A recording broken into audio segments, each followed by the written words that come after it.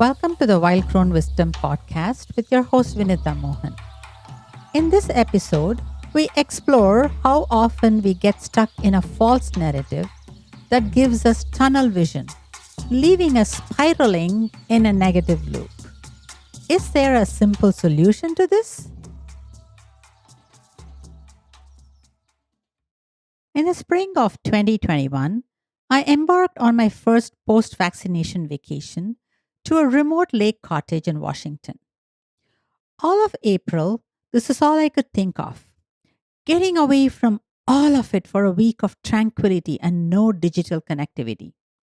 Don't get me wrong, I love my life and all the people in it. Yet, the hermit in me craves a cave about every quarter or so. During COVID shutdown, of course, this was not possible. All of the usual places I ran away to were closed. So it was the pent up longing for the hills that was driving the extreme craving. Come Saturday morning, I could barely contain my excitement. I was back to being a little girl in India looking forward to her first day of summer vacation, which usually started around the end of April, waiting to be whisked off to a fancy vacation with my dad. Unfortunately, the morning did not start off quite right. We were abandoned by an Uber driver, and our second driver was extremely rude to us. We were running a few minutes behind schedule, and I was already beginning to hear the mutterings of my inner critic. Perhaps this was a bad omen, a foreboding of things to come. Perhaps this was a reminder to not build up too many expectations. I couldn't wait to get out of the crabby driver's car. The tense energy in the car was palpable.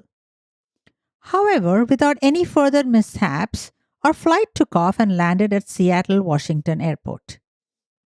We just had to pick up our suitcases from baggage claim before a long scenic drive to the lake cottage. After a brief restroom break, we arrived at the baggage carousel where most people had already picked up their luggage. We had been strolling a little, already in that no rush vacation mode. It was only 10 a.m., and our check in wasn't until 4 p.m. No agenda, no rush.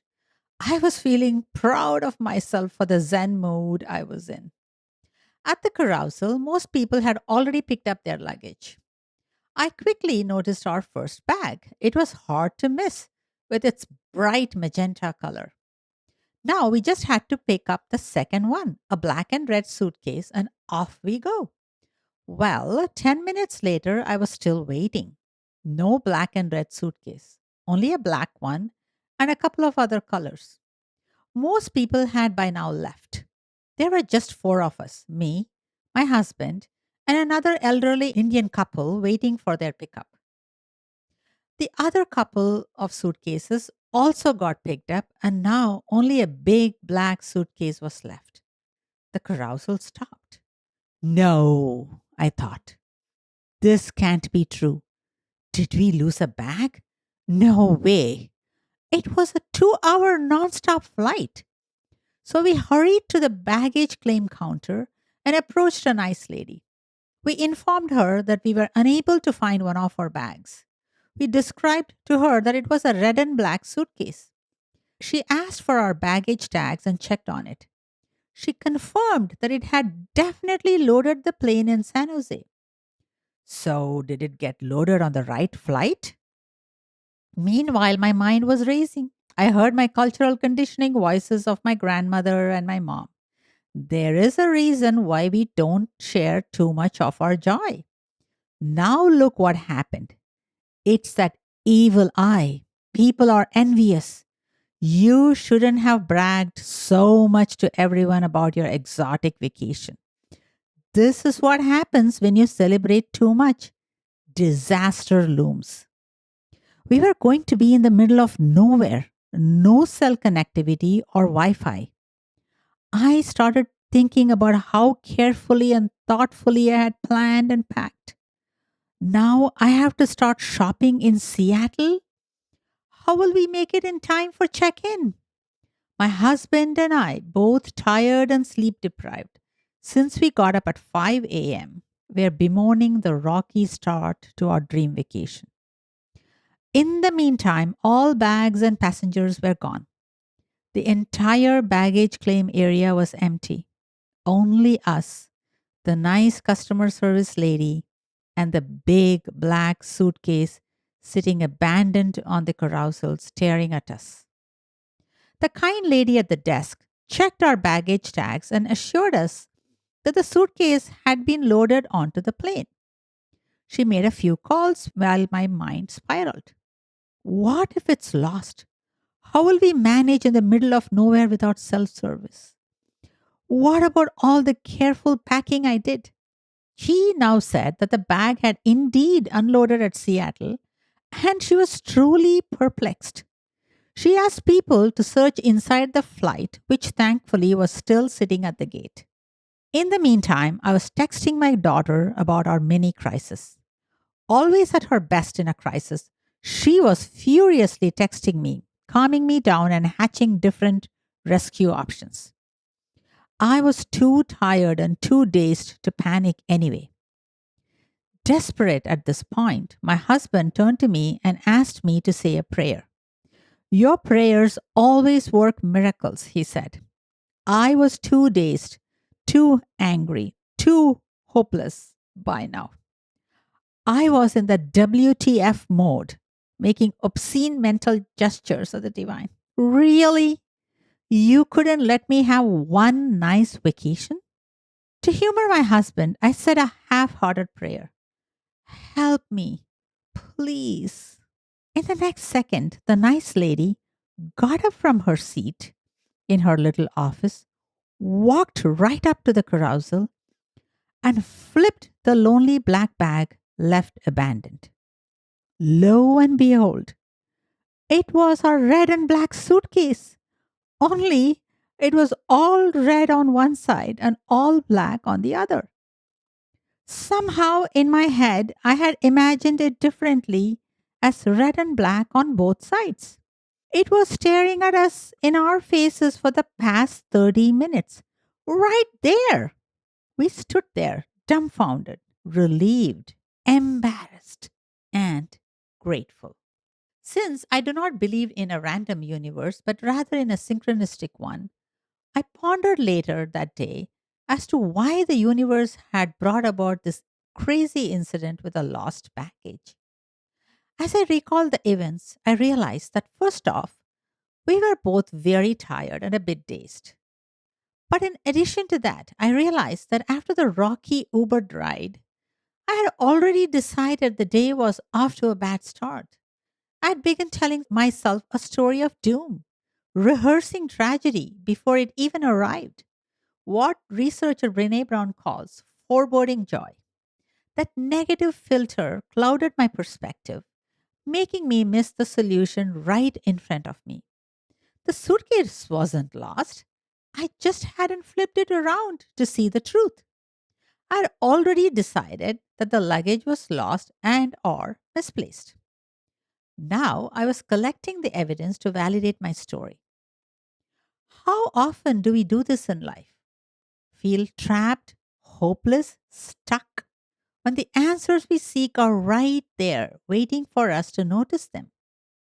How tragic and comical that I was staring at the suitcase for 30 minutes, sitting right there in front of me, bemoaning its loss.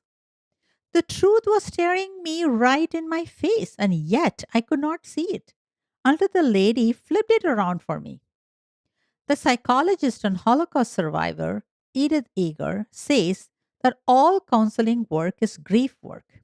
It's about grief and loss of a relationship, a child, a parent, a career, an identity, a friendship, a house, our financial security, our beauty, our vigor, our health, our freedom, and so on. The COVID pandemic had brought about so much grief and loss for so many of us. But maybe sometimes, just sometimes, in certain situations, we might want to check our stories, our negative filters, our cultural lens, our biases, our unwholesome attitudes, and just look at it from a different vantage point. Maybe, just sometimes, we might try flipping it around and realize that the solution was just staring at our face the whole time. Nothing was lost. It was right there, waiting for you to realize the truth and to be found.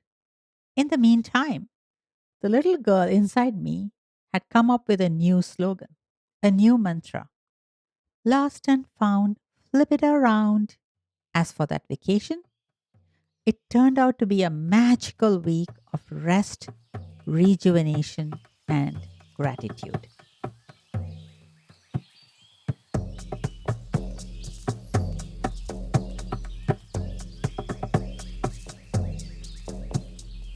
Thanks for listening to this episode of the Wild Crone Wisdom with your host Vinutha Mohan.